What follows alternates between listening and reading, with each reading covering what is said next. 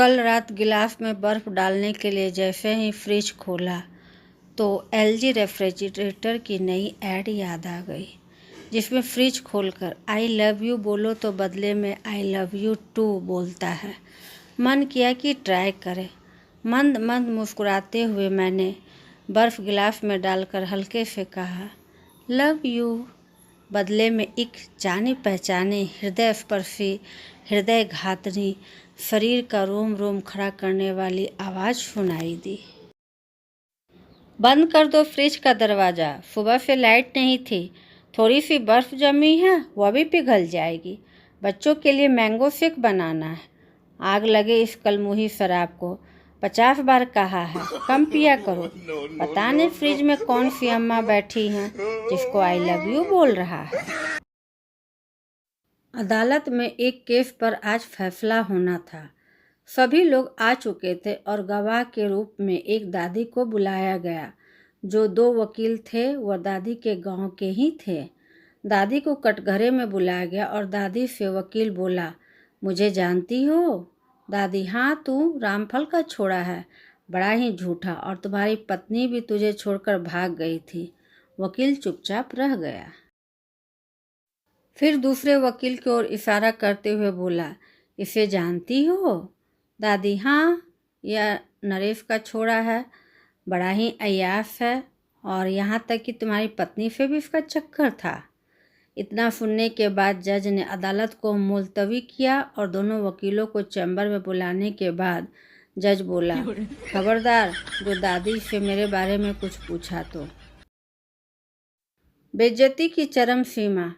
एक शख्स ने साथ में सफ़र कर रही खूबसूरत महिला से पूछा, क्या मैं आपकी लगाई हुई परफ्यूम का नाम जान सकता हूँ?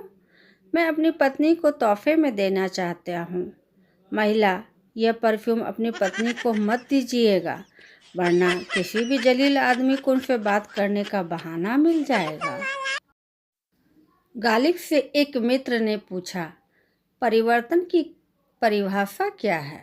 गालिब, जो कभी लिपट जाया करती थी बादलों के गरजने पर, वह आज बादलों से भी ज़्यादा गरजती है।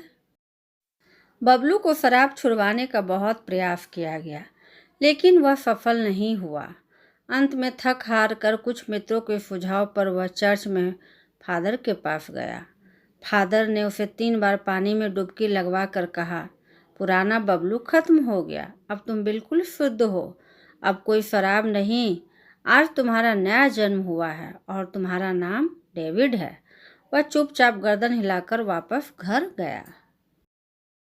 अलमारी से ओल्ड मॉन्क की बोतल निकाली, पानी में 3 बार घुमाया और बोला, ओल्ड मॉन्क खत्म, अब तुम शुद्ध हो, अब कोई शराब नहीं, तुम्हारा नया जन्म हुआ है और अब तुम्हारा नाम है पतंजलि काढ़ा।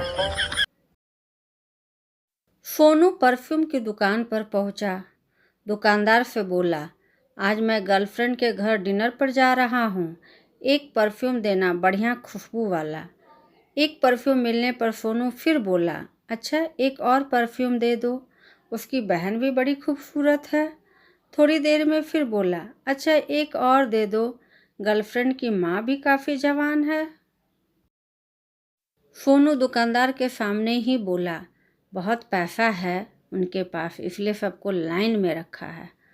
सोनू गर्लफ्रेंड के घर डिनर पर पहुंचा और जैसे ही लड़की के पापा आए वह सिर झुकाकर बैठ गया। गर्लफ्रेंड ने कहा, मुझे नहीं पता था तुम इतने शर्मीले हो। सोनू ने जवाब दिया, मुझे भी कहाँ पता था कि तुम्हारे बाप की परफ्यूम की दुकान है।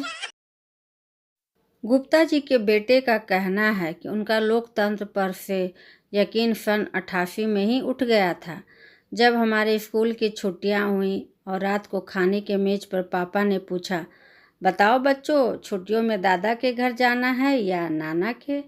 सब बच्चों ने खुशी से हम आवाज़ होकर नारा लगाया, दादा के। लेकिन अकेली मम्मी ने कहा कि नाना के।